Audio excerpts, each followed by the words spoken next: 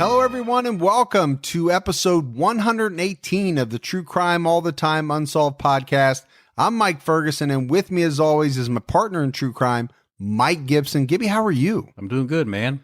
I'm doing good, man, too, man. Are you, man? Just got back from CrimeCon, man. Yeah, I did too. So we both got sick. We did. And we were in serious jeopardy of getting this episode actually recorded. Barely going to make it. My throat for the last 4 days has been brutal.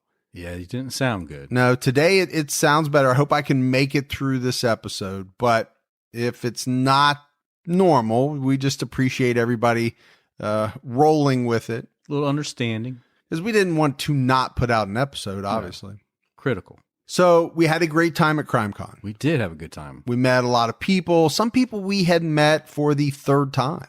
Oh, yeah. Multiple trips to CrimeCon. It was great. Yeah. And not going to single out anybody. We used to do that, but there's just too many people now. There was a lot of great people. There was. And I would feel bad if I said one person's name and didn't, left out somebody else. So I think those people know who they are that hung out with us, drank with us. We went to dinner with some folks.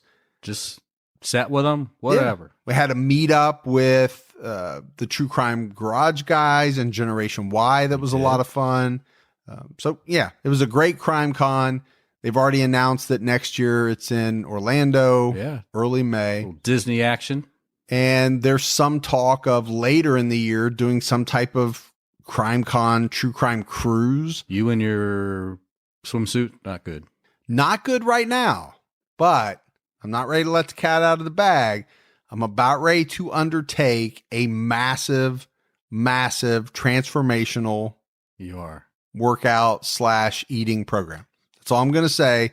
More news to come. Waiting for the doctors to sign off on it. I saw those pictures that people took at CrimeCon, and I was like, oh, snap. I got to do something. Well, it looked way too big in those pictures. I know you're fall through. Yep. We'll see. I said it before and not. Yeah. I'm trying something different. I think you're doing it this time. All right, Gibbs, we had some new Patreon supporters, so let's give some shout-outs. Okay. We had Lindsay Music. Hey, Lindsay. Marcy Violet. Hey, Violet. Cora Ryerson. Cora. S. Vidya. That's Vidya. Casey Clark. Hey, Casey. Shannon Hartley. What's going on, Shannon? Autumn Stanley. Hey, Autumn. Kimberly. Just Kimberly. Rye. Hey, Rye. Aaliyah Maji. Aaliyah Maji. Martin Divog. Ooh. Martin Dival. Lindsay Cora Hart. Hey, Lindsay. Terry Mason. What's up, Perry? Like related to Perry? Well, I don't know. It's Terry. Eric. Hey, Eric.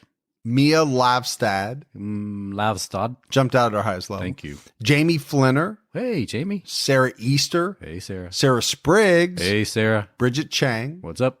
Lindsay Duffy. How you doing? Rihanna. Rihanna or Rihanna? I don't know. I think it's Rihanna. We got that going for us. I think it's Rihanna. Elizabeth Weeks. Hey, Elizabeth. Uber Chic Polish. Hey, thanks, Uber. Anna Spears. Anna. Rhonda Simpkins. Hey, Rhonda. And Danielle. Just Danielle? Yep. All right. So some great support. And then if we go back into the vault. Like that. This week we selected Jeff Cook. Hey, Jeff. So Jeff's been with us a long time. We appreciate that. All the new support, the long-time Patreon support. We had some great PayPal support as well. Heather Allen. Heather. Molly Hildebrandt. Thanks, Molly. Tammy Paul. Tammy. Kathleen Rosavink. Oh, Rosavink. Melissa Buell. What's up, Melissa? Candace Zugich. Hey, thanks, Candace. And Kia Vandeveer. Man, ooh, Kia. So awesome, right? That is. All right, Gibbs, we have right now an episode out on True Crime All the Time. It's about Jesse James Cummings. Yes. And I think there's something to it, right? Anytime you name your son Jesse James, you're asking for something. You're taking a chance. Yeah. Not to put the hex on anybody who has named their son Jesse James. No. But this was not a good guy. But this is a strange case. It's not a normal TCAT episode, in my opinion. No, it's got a little more twists and turns. Yes. It's not as clear cut as most of the cases that we do. I think a lot of people are at the end of it going to be questioning some things that happened. And, It's just not one of those where at the end of the episode, you will say, without a doubt, yep, this guy did this. And, it's kind of one of those. There's some doubt, even if it's small, but it's good. Check that out. We've got some great Patreon things coming up. We have a Q&A episode that comes out next week. The week after that, we have a Patreon only episode. Yeah. So actually 2 episodes coming out this month for our Patreon folks. Get ready for that. Yep. Get ready for that. If you're a Patreon supporter, if you're not, go out, check it out. But I think we're ready. Are you ready? I'm ready to get into True Crime All Time Unsolved? Let's do it. We're talking about the Father's Day bank massacre. Pretty good timing. Spot on. Considering that it's Father's Day. Yeah. I'm assuming you picked it because of that. That's why I do what I do. Or it had something to do with it. The one thing I noticed right off the bat that was pure coincidence is both of our cases this week, TCAT and TCAT Unsolved, both occurred in the year 1991.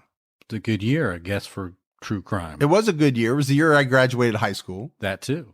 But it was pure coincidence. We didn't plan it that way. It just happened. So it's Father's Day, Sunday, June 16th, 1991. It just so happens that Father's Day this year falls on June 16th. Coincidence? I don't think so. I don't think so. We're at the 50-story United Bank Tower in Denver, Colorado. It's now called the Wells Fargo Center. It's around 4 o'clock in the morning when the security center got an alert that an alarm went off in a basement storage room. So you have a guard, right, that goes to investigate. He turned the alarm off at the control center. Couldn't find anything wrong.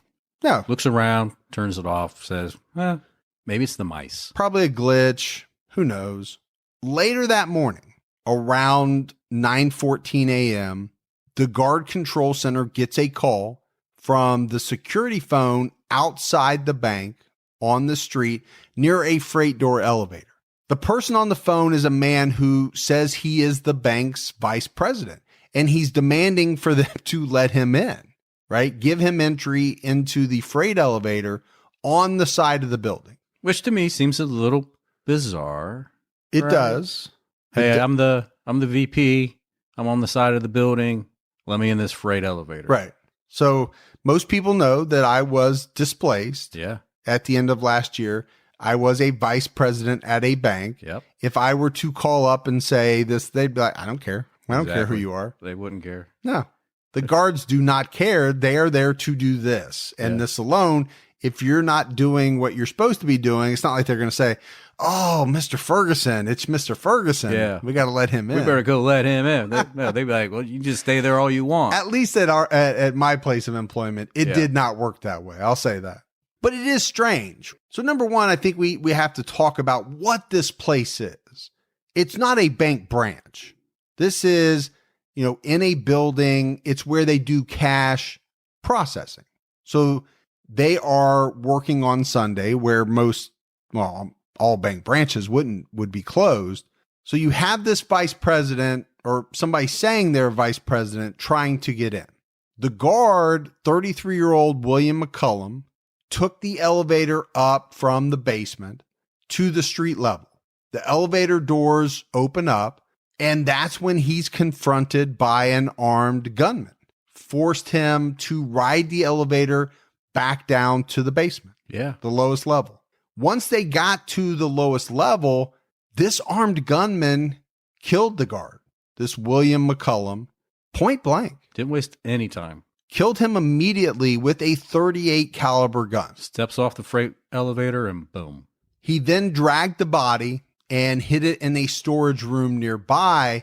He took the guard's electronic security card, which is important, right? That allowed him to essentially move freely through the underground tunnels of this facility. And from there, the gunman worked his way up from the tunnel level to the main basement level, heads over to the security guard station and the area where the vault is located. Yeah. So he did everything he needed to at this point. He got into the facility, got the proper security card so that he could get where he needs to go. But there's going to be a little problem. At first, he's going to trip another alarm around 9:20 in a stairwell. So I think the timing is crucial, right? That happened pretty quickly. From 9:14 to 9:20, the armed gunman got inside, killed the guard, took his badge, and then is making his way to... I mean, I'm picturing it in my mind as being very calculated. Like he had this down. Like he knew where he needed to be. Yes. And that's obviously probably something we'll talk about as we go along. This was not somebody that stumbled onto a cash processing center for a bank. This is somebody that knew where they were going. They had to have some Gibbs idea of the layout of what was going on inside this building. We'll probably get into it more. But, absolutely. So you mentioned it. 9:20, he sets off an alarm. And when he did, he took off towards the guard room and he ran into two guards. Both of these men were unarmed. 41-year-old Philip Mankoff and 21-year-old Scott McCarthy. The armed gunman forced his way into the control room and he made the guards go into the backup battery room, which was like this very small room, 5x5. Yeah, like a utility room. Yeah, very tiny. Once inside, he shot both of these men right away. Yeah. Just like before. He was not messing around. Very calculated. Yeah, there was no talking. It was, we got in this room, boom, boom. Shots fired. Yeah. Kills them both. A third guard coming back from making his rounds walks up as the shooting is happening. Well, he's got a sandwich in his hand. Right. He's making his rounds. He's eating his sandwich.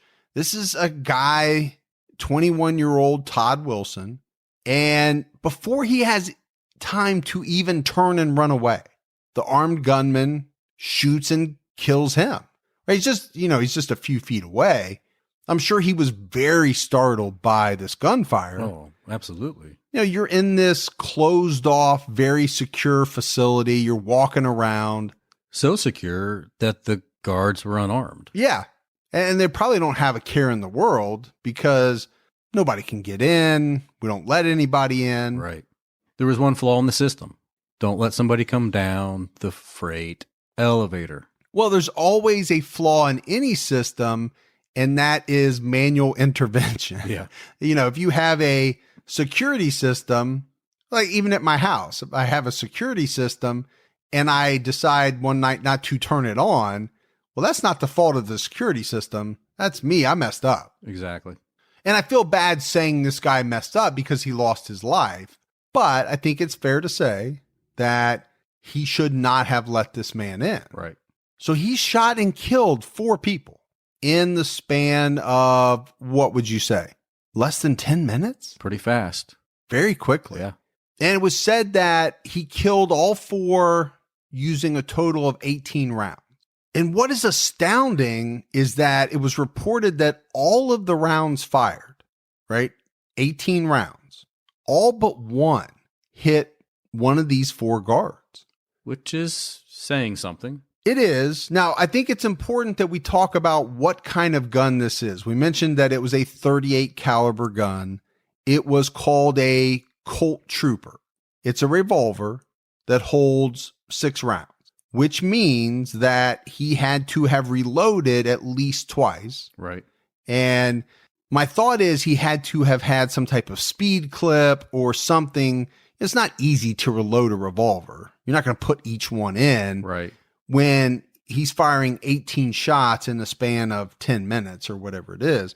But all of this goes together, and we'll probably hit on this a little bit later in the episode, to what this man's proficiency is with a firearm and what that says about who he may be, what kind of job he might have had, what kind of training he might have had.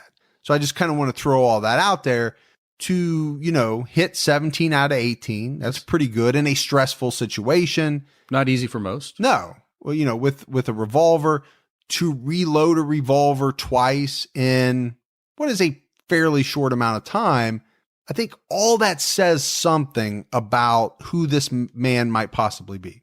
The other thing is that this gunman, this armed person, cleaned up the crime scene area. Again, does that go to giving some insight into who this person might have been? It basically removed anything that he thought could be used as evidence against him. They figured out that he went as far as wiping some things down.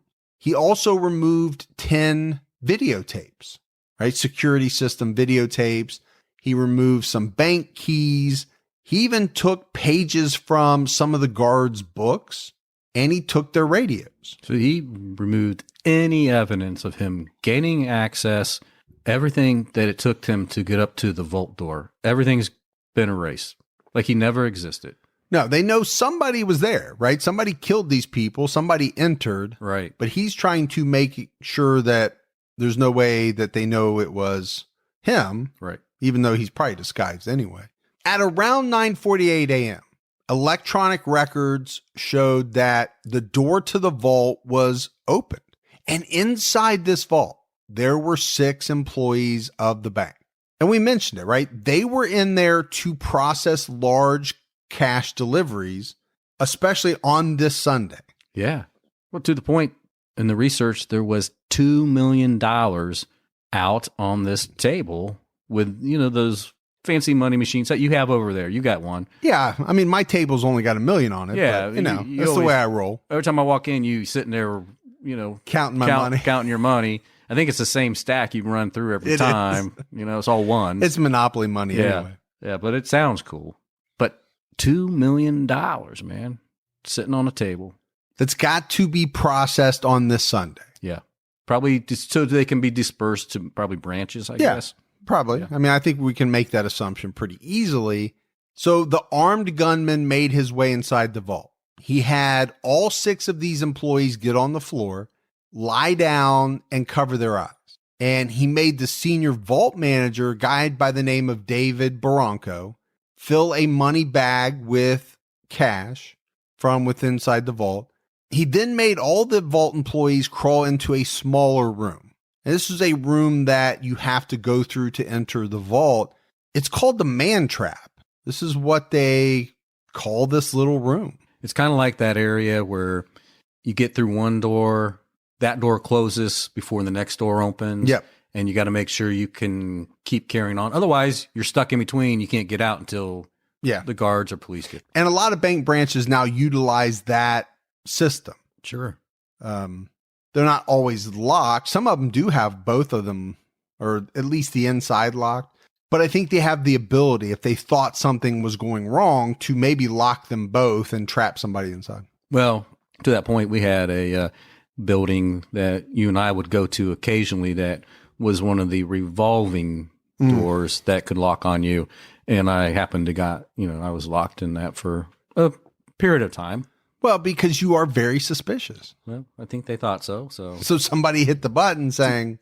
To that point, someone hit the button. To that point, on our flights down to New Orleans and back, I did have to be swiped and searched from TSA. Are we talking like full cavity probings or... I'm just saying. Just wanding? I had to be searched in both directions once because you put something in my bag to bring back with us. So thank you for that.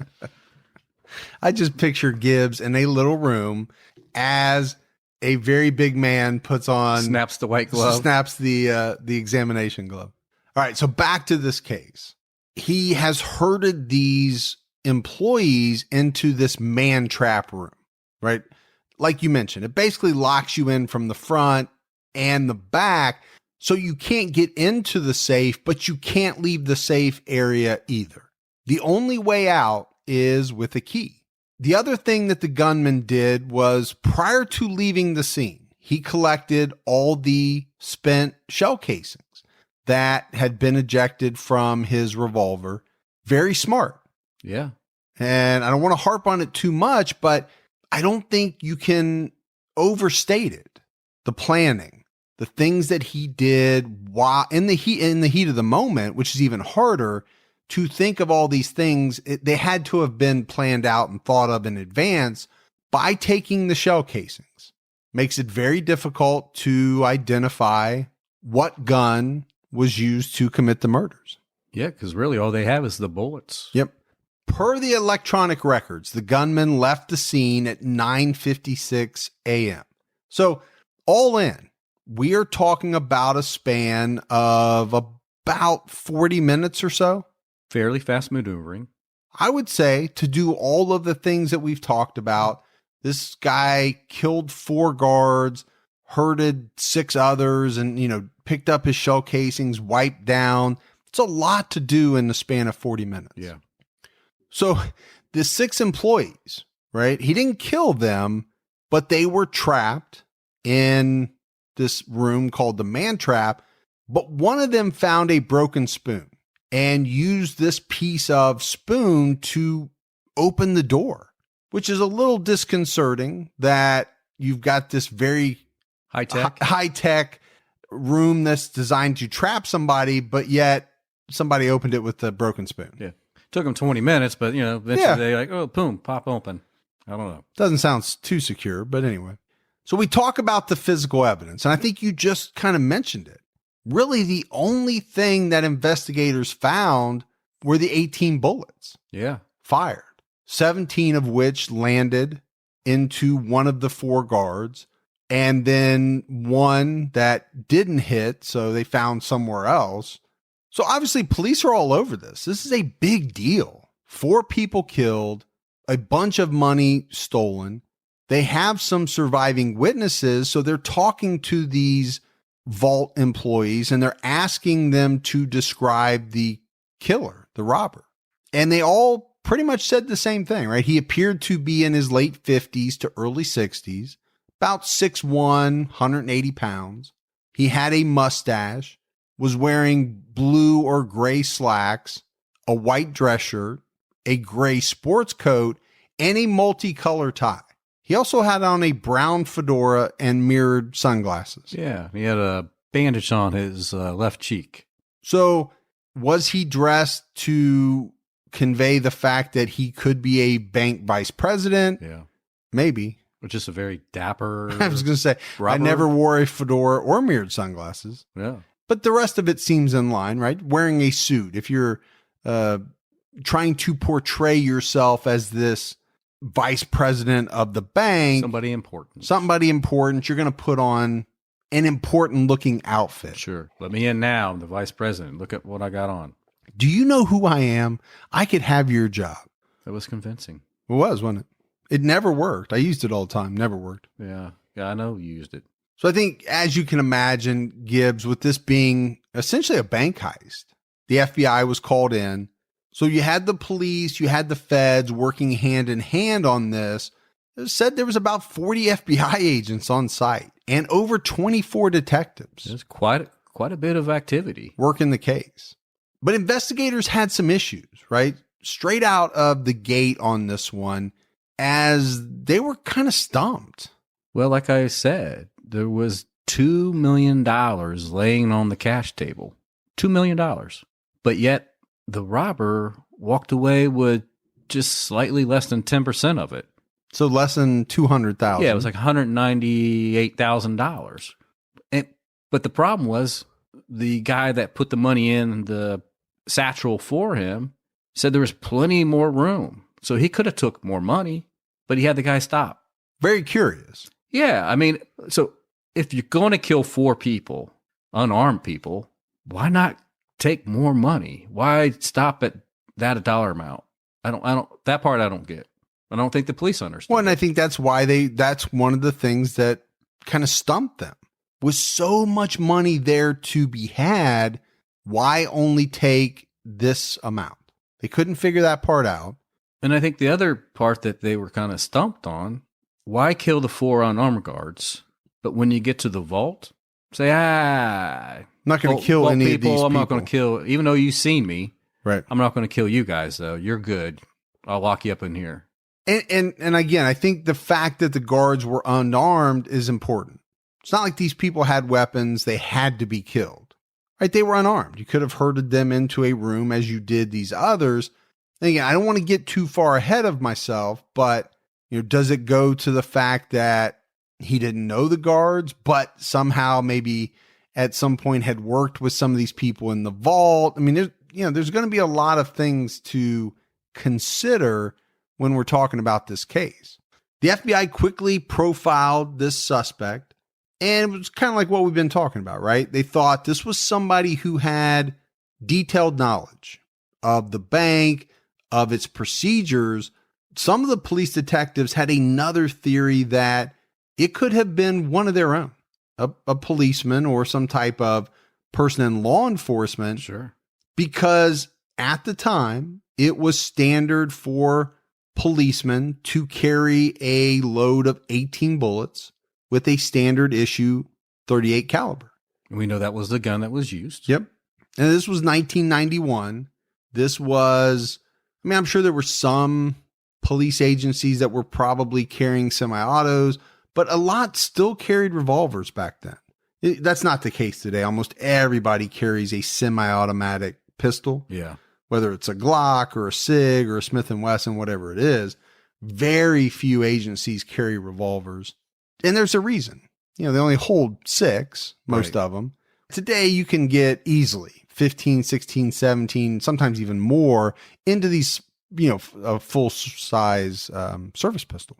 All right, Gibbs, let's take a quick break to talk about our sponsors. And first up is BetterHelp. Listen, folks, if there's something out there interfering with your happiness or preventing you from achieving your goals, BetterHelp Online Counseling is there for you. They offer licensed professional counselors who are specialized in a wide array of issues. We're talking about depression, anxiety, grief, self-esteem, and so much more. You can connect with a professional counselor in a safe and private online environment, and you can get help at your own time and at your own pace. Anything you share is confidential. They have secure video and phone sessions, as well as chat and text options with your therapist. And if for some reason you're not happy with your counselor, you can request a new one at any time for no additional charge. But best of all, this is a truly affordable option. True Crime All the Time Unsolved listeners get 10% off your first month with the discount code TCAT. So why not get started today? Go to betterhelp.com/TCAT. Fill out a simple questionnaire that helps them assess your needs, but it also helps them match you with a counselor you'll love. That's betterhelp.com/TCAT.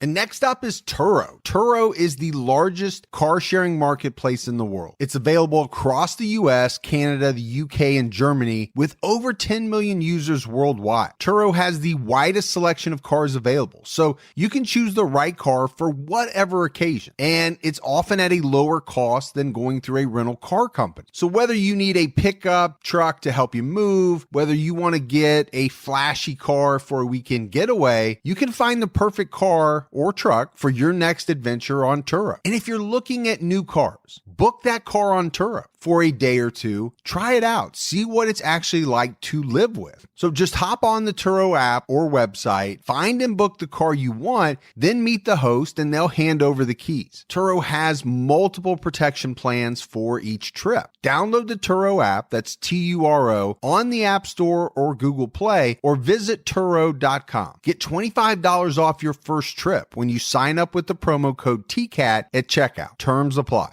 The FBI and the detectives, they brought in every bank employee to question. They even brought in former employees and questioned them as well.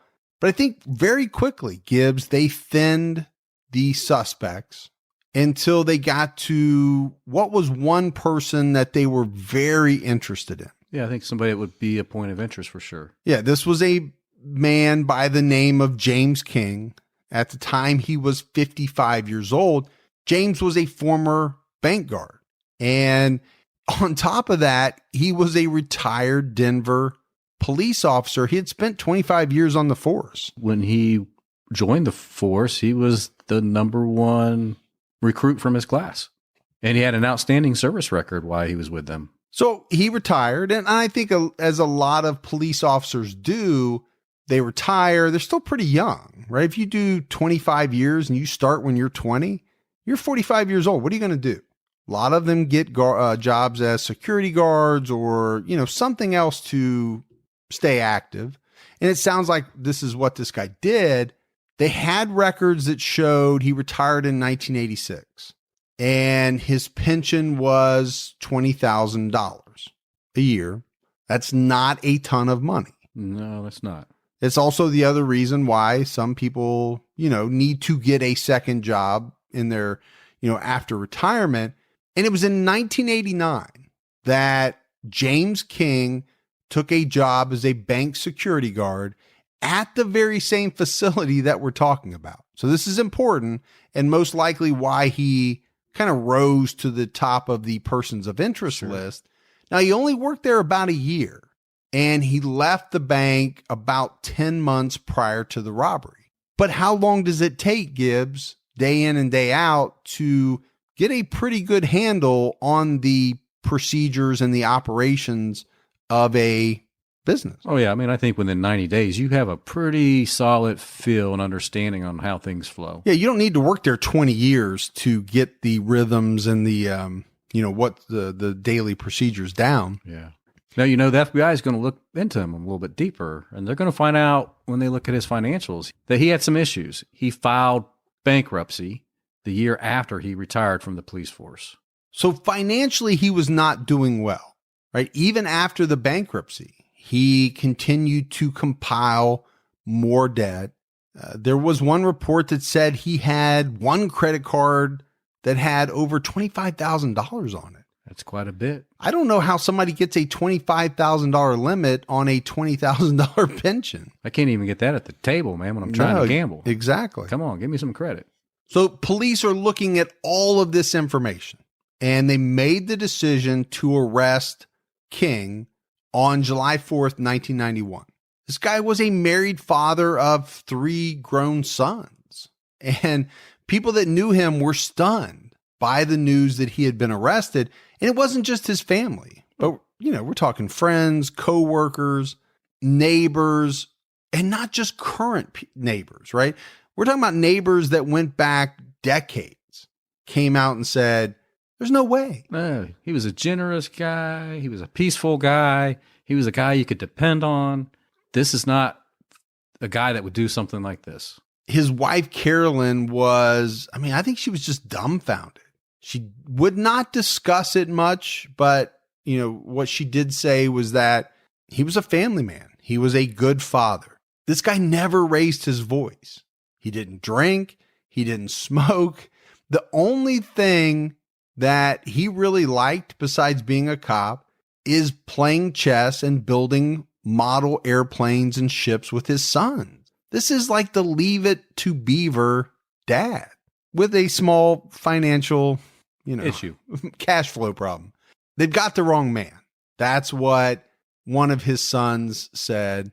And his son even said, kind of like what he said, we're like the Cleavers, right? Very close. One of his sons was a computer programmer, and he said about his father, he's our security. And I don't mean financially. We still tell him our problems. These are grown men saying that their dad's unbelievable. We sit down, we talk to him, we go over our problems. They had nothing but praise for this guy. I mean, clearly they idolize their dad. Yeah. Now, it doesn't mean that somebody like that couldn't try to pull off a caper. Right. But it's important to talk about the character of this man. He's going to go to trial, right? He's been arrested. He was charged. They selected a jury, and the jury consisted of 7 men and 5 women. The trial began in May of 1992, and it was televised back in the days of court TV. I missed that. Court TV. Missed the televised court TV stuff. Good old days, man. So the prosecution put forward its case. They compiled nearly 16 pages of evidence against King. They had obtained a search warrant for his house. They took away all his files, right? His home computer. And they found on the computer that King was writing a book on bank security. And in the book, he was commenting on apparent weaknesses in this bank's security protocol. Well, that can't be good for him. No, it's not viewed as good. I mean, it doesn't mean that he did it, but it probably supports the prosecution more than the defense. Yeah, the other thing they found that I think was a little alarming, they found police ID cards that had his picture on it, but with 5 different aliases. Yeah. That's a red flag. That's not good for No, anybody. that's some Jason Bourne type stuff. You pull out 5 different passports, they have your picture, but all 5 are different names. Kind of cool, though. I'm just saying. I know that's in your bag at all times. I've got that hidden in my floorboards.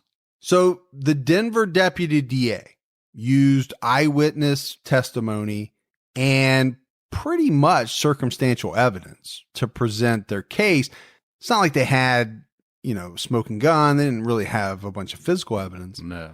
They had 5 of the 6 vault employees who identified this man as the robber from a photo lineup, but there was a catch. They didn't, from my understanding, Gibbs, identify him during the first round. No, they did not.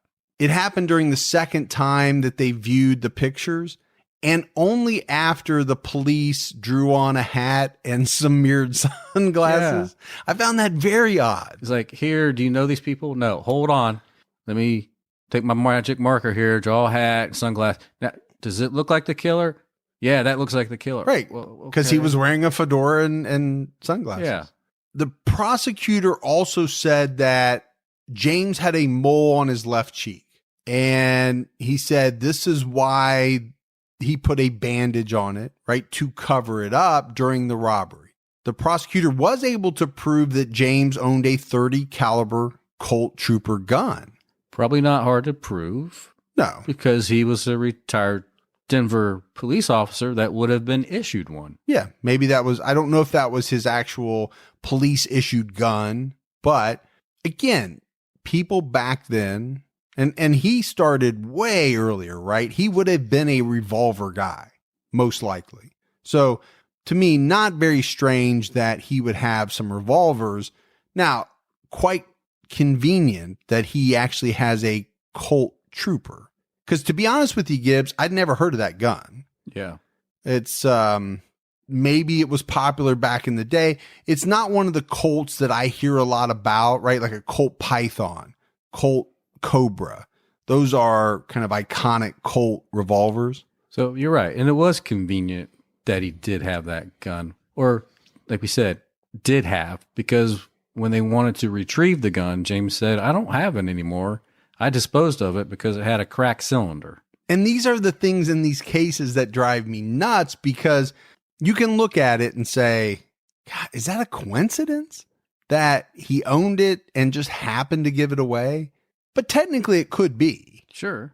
But I think most people would look at that and say, well, that's just too convenient. Yeah.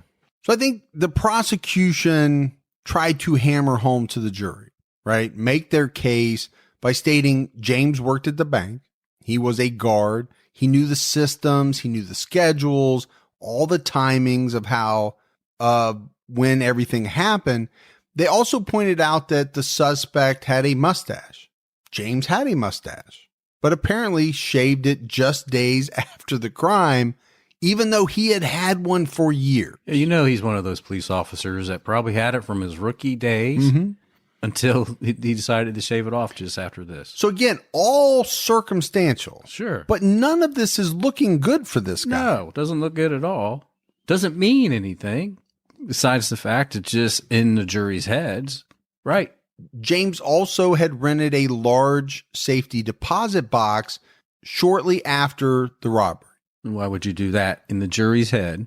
To store whatever money that you got? Store the $200,000. Prosecutors noted that King had often videotaped crime scenes. So to them, or in the way that they presented it to the jury, he did this in preparation for knowing how to clean up a crime scene. Yeah, which was not a bad way to go about. If you wanted to make sure you don't get caught, watch how the detectives and forensics people come in and do their magic. Yep.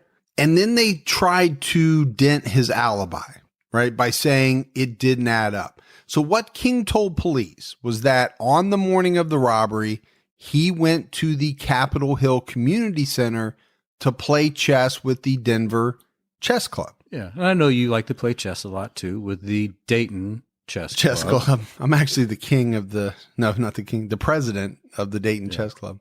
The issue with his alibi was that the chess club had not played at that location in 4 years. Yeah, so that's a critical piece of background you need when you're going to give an alibi. It is. The other thing is none of the members of the chess club even knew who this guy was.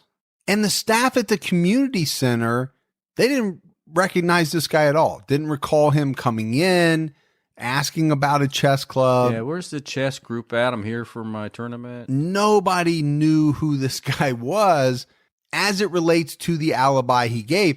And what you said, Gibbs, is right on point. If you're going to give an alibi, you need to at least make sure that it won't fall apart from the very first question. Yeah. This thing fell apart from Jump Street. And then the prosecutor talked about the shooter and the proficiency that he showed. We mentioned it, hitting 17 out of 18 shots, landing in his victims, meant that the gunman was a very experienced shooter. Yeah, you would have to agree with that. I mean, there's no doubt about it to hit that many, without a doubt. Yeah, I mean, I get that. To me, it depends on how close you are when you're firing the shots. True. But the one thing that you can't really account for is the adrenaline. Yeah. In a situation like that. And you've been through simulated shooting galleries or whatever they call them, right? Where they're going to pop up on you or whatever, and you have to make that decision. You keep moving forward. Yes.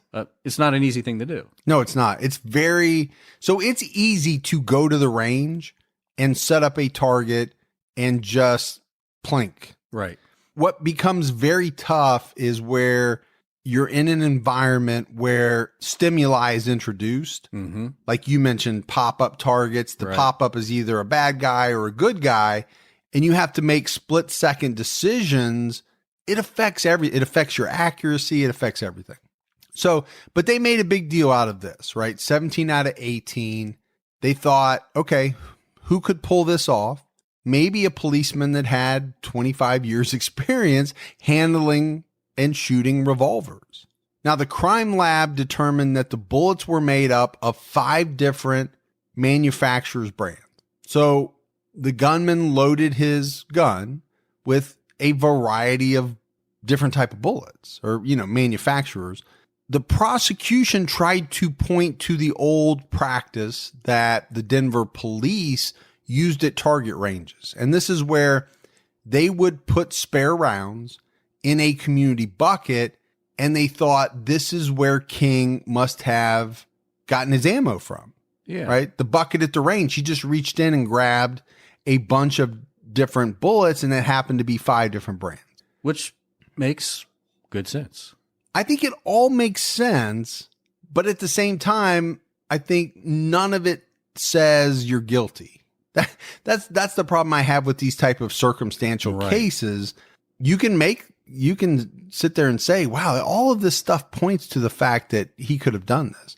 But I don't think any of it points to the fact that he definitely did it. Right. You could drop a couple people. Sure. And have those lines drawn to them as well. Yep, I think so. So that was the prosecution. James's defense team spoke to the fact that the state had no physical evidence, right, against their client. They didn't have the gun. Or the money. They didn't have the money. We mentioned that safety deposit box. The police got a court order to open it.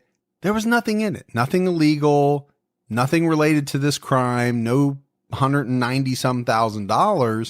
The defense did a demonstration of the photo lineup, and they showed the witnesses and jury a photo of a man with the hat, sunglasses, and mustache drawn on, and they asked them to identify the man in the picture. Nobody could. And then the defense told them that the man was the actor Harrison Ford. Which I thought was brilliant. It's brilliant because at the time, and even now, huge actor, but at the time back then, one of the biggest actors on the planet. Yeah. Right? In the 90s, he was in everything. none of these people could identify Harrison Ford. The defense is saying, then how could you identify our client? Yeah. If you can't recognize Harrison Ford, how in the world did you know that was James King underneath that sunglasses, fedora hat, mustache, and bandage?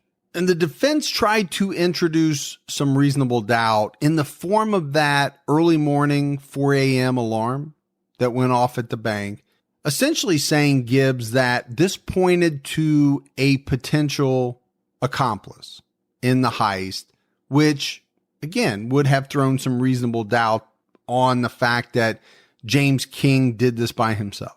I think they did a really good job of laying out reasonable doubt. I mean, that's their job, the attorneys, right? Yeah. Reasonable doubt. And to me, isn't it easier to throw out some reasonable doubt when all you're faced with is circumstantial evidence? Absolutely.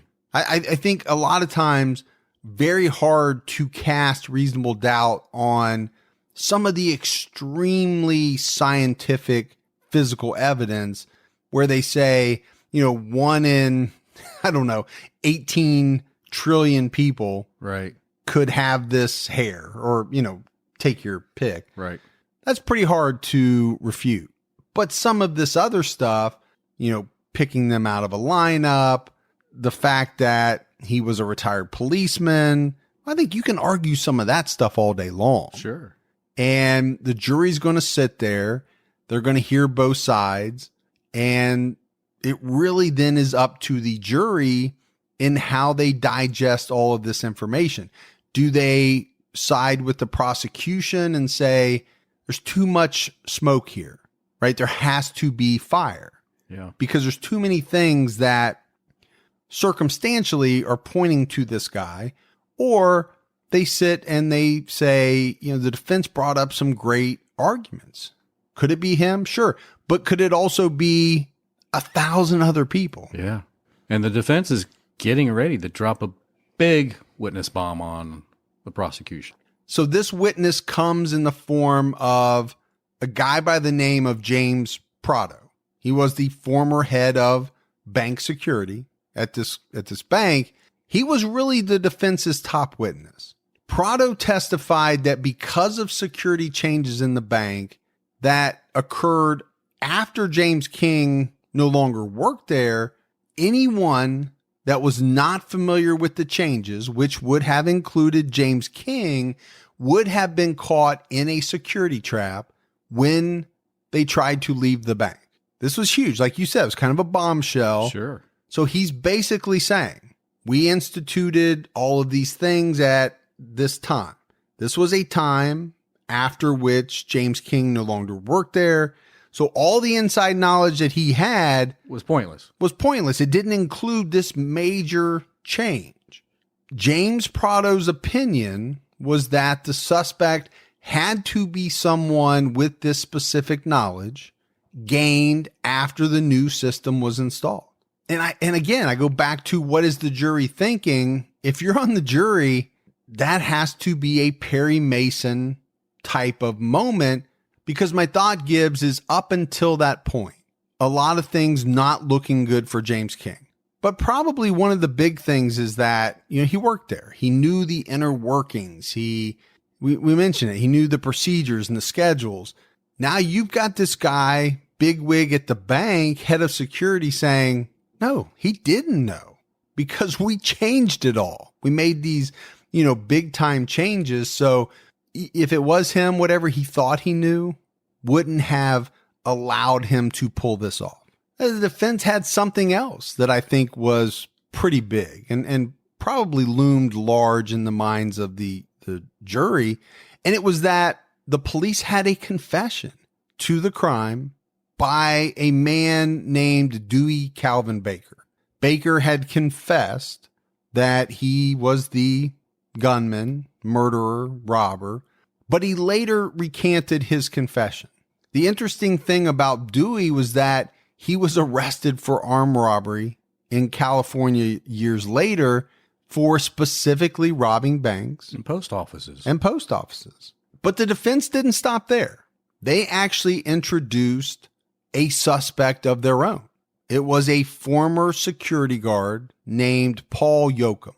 And Yoakum was arrested previously for stealing $30,000 from an ATM. This happened in 1990, a year before this big heist and murder. But when he went to trial, he was acquitted of the theft. He lived within 1 mile of this bank or this processing facility. And some FBI agents testified that when they went to investigate Yoakum, they went to his apartment, they found a closet door secured with handcuffs. Interesting way to lock up a door. I don't understand how you lock up a door with handcuffs, but if you only use one, if you can get one or both handcuffs around both knobs at the same time. Yeah. If the knobs were close enough together, okay, I get that. Yeah, probably depends how the door is, right? What type of closet door. But you're not putting one handcuff on one knob and one on the other because you could just take them off. Yeah, you just take them off. It wouldn't work. Yeah, that's what first went through my head. Yeah, but they got inside this closet and they found boxes of .38 caliber. They also found .357 caliber ammunition, but they also found a police scanner. They found speed loaders, which to me is important. I think whoever pulled this off had to have used speed loaders because loading a revolver is totally different than loading a semi-automatic pistol, right? You just, with a semi-automatic pistol, you just slap a new mag in and boom, you're ready to go. Right. With a revolver, if you don't have some type of speed clip, you are literally putting one bullet in at a time until you get to 6, and then you're closing it up. It's a much more time-intensive process. They found batons. They found replicas of badges from several different police organizations. They even found some dummy grenades. Hey, if you're going to rob somebody, dummy grenade's not a bad way to go. Well, at least try to fake them out. Unless, if it's a good one, if it looks real, because I'll tell you right now, somebody pulls a gun on me, okay, I'm scared. Right. No doubt about that. But I'm also very scared of a grenade going off right next to me. Yeah. If you believe the movies or, whatever, grenades can do a bunch of damage. And I don't think you're fast enough to zigzag away from that. No, you're not getting away from that.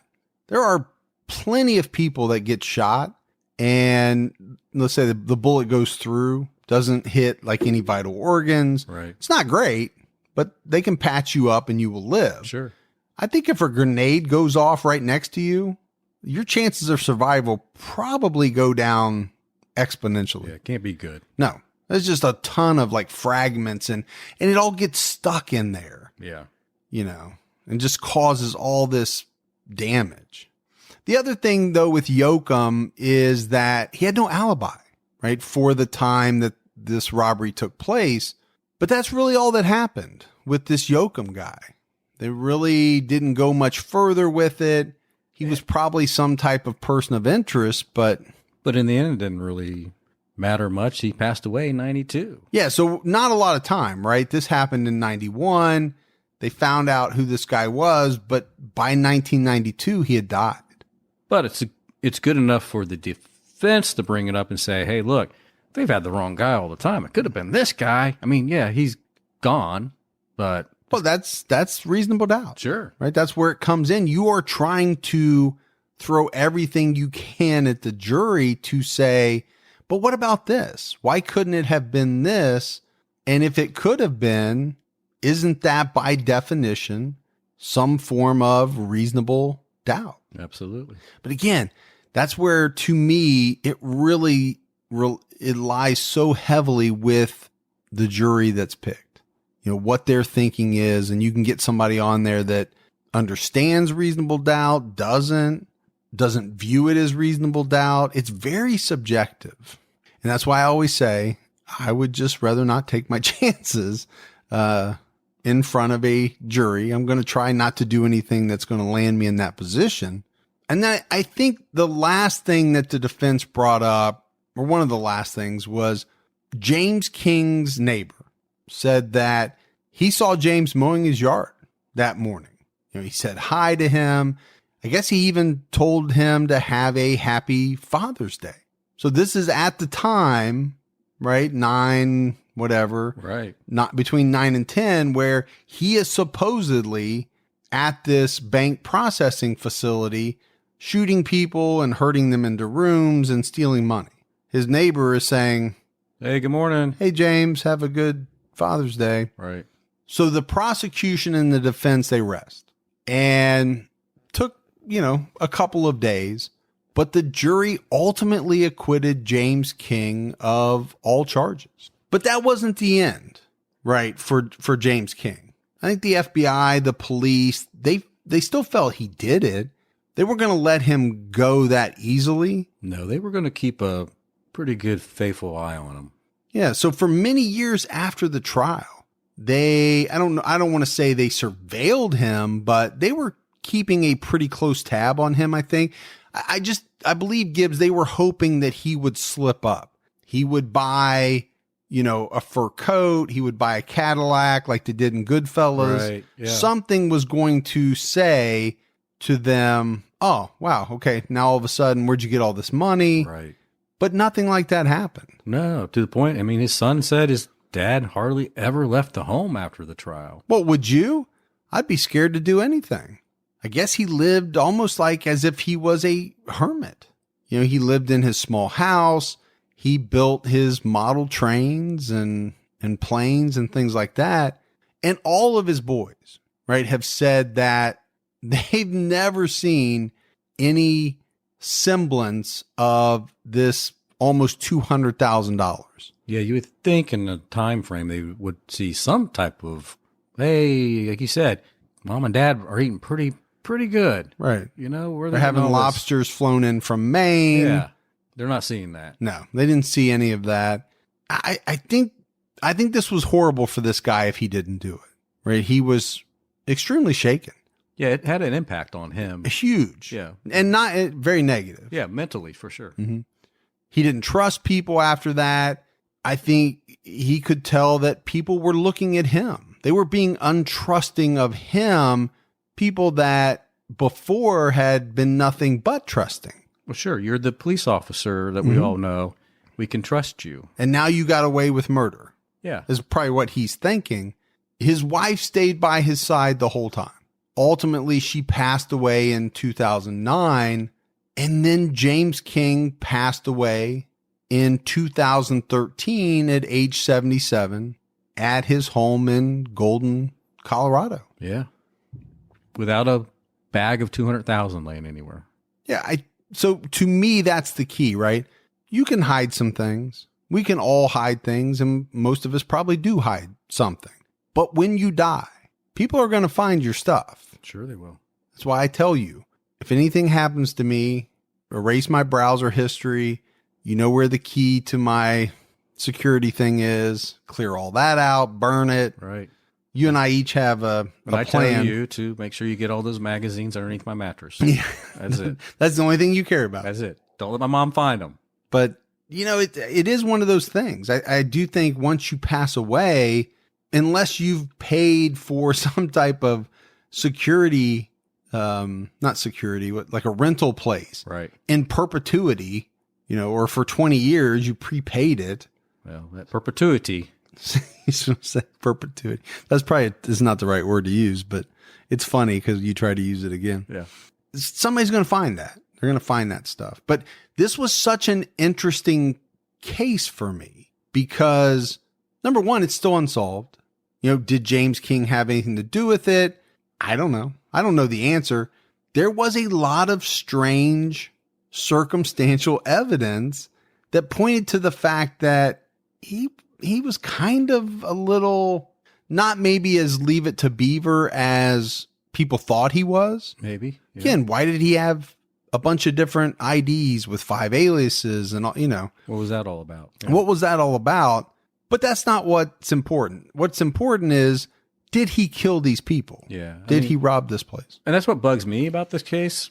Why did these 4 individuals, these unarmed guards, why did they have to be killed? 2 of them were 21 years old. I feel for their families. they're working on a Sunday. Some of them are probably fathers. Sure. They're working on Father's Day. Yeah. And they end up dying for $200,000. Yeah. To me, I go back to, okay, so let's say it's not James King. We don't have any other names, Right. really, of outside of this Paul Yoakum, but let's say it's somebody that we haven't talked about. We don't know who it is. I go back to that point specifically and say, why kill the 4 guards, but let all the people in the vault room live? And then I think that naturally leads you down a path of saying, okay, was this a person that maybe worked there years ago, had issues with the guards or a guard, right? Maybe worked in the vault room, knew some of those folks, or maybe never worked there at all, got the information from somebody else, but had beef with a guard. I don't know. Right. There's something to it because, being unarmed, he could have very easily just tied them up, sure, put them in a room, not killed anyone, still got away with the $200,000. And then that has got me so perplexed. Oh, same here. Why just the 200,000? Yeah. I one time in a previous job, I carried $500,000 in cash in a duffel bag down the streets of downtown Dayton. Was that when you were working for Vinny? Yeah. Okay. It was me and Vinny. Yeah. One of the scariest things I've ever done in my life, because what kept going through my head was, if one single person on this street knew that you had $500,000, right, it could be on. But $500,000 in a bag, to me, is not what I thought it was going to be. You think about $500,000 and you're thinking, that's going to take up this whole room. You think truckloads. Yeah. Yeah. It's not. You just put it in a little duffel bag. Yeah. So to put $200,000 in one of these bank bags that are usually fairly big, sure, thick, and given the fact that the guards actually said there was plenty of room, the guy could have taken probably $1 million easy. Yeah. Yep. Why would you not want to? Who doesn't want $1 million and says, nope, I'm good. I'm good at 190,000. Yeah. Stop there, please. Now. It doesn't make any sense. It would have taken what? A minute longer? At that? Yeah. 40 seconds? I don't know. So that's why this case is, part of why it's so fascinating to me. You just go down all these rabbit holes of, okay, who could it be? Is it somebody in law enforcement? Is it somebody that, worked at the security system or had a hand in designing the security system, the protocols, I don't know. You can just keep going and going. So happy Father's Day. Yeah. Happy Father's Day to you. And by the way, I thought about that the other day. You and I are terrible at that. Mother's Day comes. We don't wish everybody a happy Mother's Day. We do on social media, but we always forget to do it like in the episodes. Yeah. So yeah, happy Father's Day. We didn't even do it on TCAT. No, it's an interesting story, but that is it for the Father's Day Bank Massacre. We have some voicemails, Gibbs. Hey, let's hear them. Hi, Mike and Gibby. My name is Molly. I'm actually originally from New Hampshire, and I'm currently living in Orlando, Florida. I just wanted to say that I love your podcast. I just recently started listening to it about a month ago. And I just wanted to say, first of all the reviews on the podcast on iTunes, some of them are really rude. Some of them are like, oh, they shouldn't be joking around. They should just get straight to the story. But from what I've heard from most of the podcasts is people love that. And I love it. I love the lightheartedness. I love when you just bash on each other. And it just makes the story a little bit more lighthearted than what it is. So I just wanted to say I really appreciate you guys. Thank you for keeping me entertained for hours, especially at work when I probably shouldn't be listening to it, but I don't really care. But yeah, thank you so much. And I'm truly enjoying listening, and keep it up. Thank you. Oh, that's awesome. Hey, I didn't know they review us. Yeah. It's funny. I know you're joking because you and I were talking about that earlier. Yeah, we obviously do. Just like any podcast gets bad reviews, gets 1-star reviews saying, I don't know why they do this or I don't know why they do that. What I will say directly to what she said in the voicemail is we just do our own thing. Yeah. And I think that's what podcasts do. Some podcasts are very serious. Some podcasts are nothing but jokes. We're kind of serious and try to lighten it up now and then. And we like to give each other a hard time. That's right. It's kind of what we do. That's how we roll. But the other thing I will say, we need people, if you love the show and you've never gone out and rated us, I don't say this hardly ever. Right. Go out and do it, because we need some to counterbalance. This is the thing. It does seem like the people that have something negative to say are more apt to search for how to find the outlet to put it in. Yeah. A lot of times when people love the show, they're like, oh, I love it. Yeah. I don't need to go out and rate it. But when they hate Gibby, they don't have a problem putting it out there. Yeah, but we need people that love us to go out and do the opposite. Release the hate, folks. Hi, boys. This is Katie from California, but I'm a Montana girl. I'm calling because I'm almost caught up with you. I'm at 98, and I just want to let Gibbs know that the movie is The Counselor. I had to look it up because don't feel bad. I am horrible at remembering the names of movies, but you're ahead of me because I usually can't remember the names of the people in the movies, but I can tell you pretty much every movie they've ever been in. So, you know, Mike, don't give too much of a hard time. Keep it real and keep your time ticking. Bye. Yeah, The Good Old Counselor. I remember that episode. And I actually don't. Which one was that? That's one where I was trying to tell you about Brad Pitt wearing the thing around his neck? Yeah. Oh, okay. I still haven't seen that. Oh, that's the cool. Did you ever see the clip, though, that I wanted you to see? No. Oh, it's the cool. I think we'll probably do that on our movie podcast. Okay. Just because we've talked about it so much. I think everybody out there would love to have that little thing that goes around somebody's neck. There's probably one person in their life like, yeah, I wouldn't mind sliding that over that person's neck. Sure. Everybody's got that person. Yeah, that one person. Hi, Mike and Gibby. This is Gabby calling from Buffalo, New York. I'm calling to say how much I love your podcast. I love the balance between the banter and the seriousness, and I love the Seinfeld references. I just think you guys do a really good job. I do have a case suggestion. This happened in New Jersey during the 70s. I don't know how well known it is, but I saw it on Forensic Files. A guy by the name of John List murdered his family in his house and then went on the run. The details are honestly creepy as shit, and the whole thing is insane. So even if you don't feature it on your podcast, definitely look into it, even if you've never heard of it before. Anyway, I'm Team Mike and Team Gibby. Keep up the good work and keep your own time ticking. All right. Thank you very much. Actually, yeah, John List is a pretty well-known case. Yeah. I remember it from the days of America's Most Wanted. Okay. John Walsh profiled it, and I'll never forget because I think they did like one of those clay busts. Oh yeah. Of the guy. Yeah. And it's like stuck in my brain. Yeah. But it's a very fascinating case, and I know it's on the list. We'll do it. And thanks for being Team Mike Gibby. You take credit for both of those. I do. Good morning. I'm Alita Hirsch, and I absolutely love your show. Here's an unsolved murder case here in St. Louis, Missouri, 1993, of a 9-year-old girl named Angie Hausman. To this day, 25 years later, I believe, St. Louis police have not cracked this case. Angie had gotten off the bus and never made it home, and she was found several days later tied to a tree, starved, tortured, and nude with duct tape wrapped around her face except for her nose. And it was during the wintertime here in St. Louis. This case has haunted me because they've never found a lead or anything. And I just heard that her mother passed away of cancer, I'd say like 2 years ago. It is a mystery unsolved. And they're thinking they're cracking the case now in 2019, but they still have not found who did this to this girl or why they did this. So I think it's an interesting case. Love your show. You did say my name over your podcast, and you pronounced it correctly, Alita Hirsch. So thank you, gentlemen, and maybe you'll look into this. Bye-bye. Yeah, you got to send that to me at truecrimegibby@gmail.com, and I can take a deeper dive. Yeah, that does sound like an unsolved that we would do.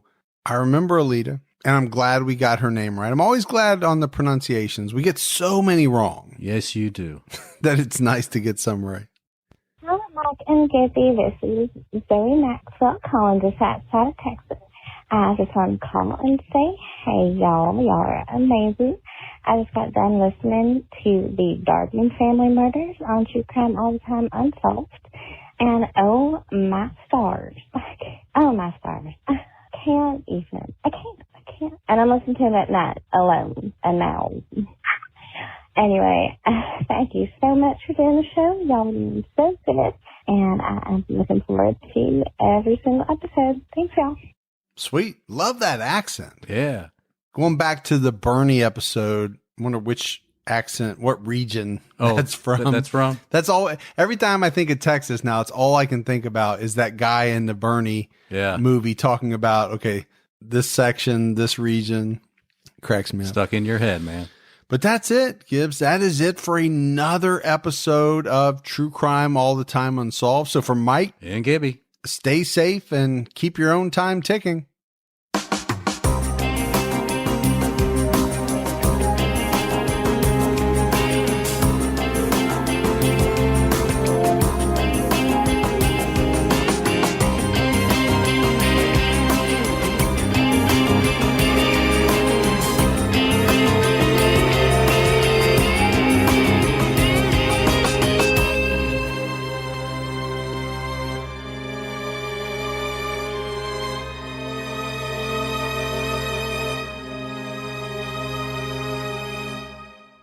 Hey, TCatters, don't forget about BetterHelp. Whatever struggles you're facing, from depression and anxiety to trauma and grief, BetterHelp can connect you with a professional counselor in a safe and private online environment. It's so convenient. You can schedule secure video or phone sessions. They also have chat and text options with your therapist as well. Anything you share is confidential. This is a truly affordable option. Our listeners get 10% off their first month with the discount code TCAT. So why not get started today? Simply go to betterhelp.com/TCAT, fill out a questionnaire to get matched with a counselor you'll love today.